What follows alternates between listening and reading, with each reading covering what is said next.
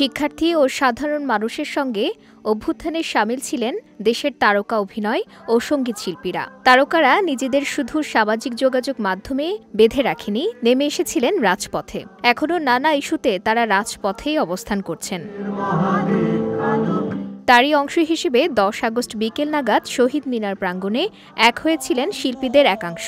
নতুন বাংলাদেশ, নতুন প্রত্যয়, অসাম্প্রদায়িক ও সম্প্রীতির দেশ গড়ি, মুক্ত চিন্তা ও রাষ্ট্র সংস্কারের ঐক্য গড়ি, এমন স্লোগানে শহীদ মিনারে এসে সমবেত হন শিল্পী, সংস্কৃতি কর্মীরা। জানান, নতুন বাংলাদেশ গড়ার প্রত্যয়ে ছাত্র জনতার সঙ্গে তারা আছেন। যদি এক কথায় বলতে চাই তাহলে বলতে চাই আমি নিরাপদ একটা বাংলাদেশ চাই। স্বাধীন বাংলাদেশ তো আমরা আবারও হয়েছে দ্বিতীয়বারের মতো, কিন্তু এখন আমরা নিরাপদ বাংলাদেশ চাই, আমরা সুন্দর বাংলাদেশ চাই এবং আমরা এমন বাংলাদেশ চাই যেই বাংলাদেশকে আমরা খুব সুন্দরভাবে, খুব গর্বের সাথে সবার বাকি অন্য সব দেশের সাথে কাছে আমরা প্রেজেন্ট করতে পারবো। সো এরকম একটা বাংলাদেশ চাই। অন্যায়ের বিরুদ্ধে আমার প্রতিবাদ বললে সমস্যা হবে। এই যে ছোট ছোট থ্রেডগুলো আমরা পেতাম কিংবা চাপগুলো আমাদেরকে দেওয়া হতো, সেগুলো আসলে আমরা মনে হয় ভাঙতে পেরেছি এবং আমরা চাই যে এই দেয়ালটা আর আমাদের সামনে না উঠুক। এখন আসলে কে কি বলে নাই, কে অন্যদিকে ছিল, তাদেরকে দোষ না দিয়ে সবাই একসাথে এখন আগে আসতে হবে।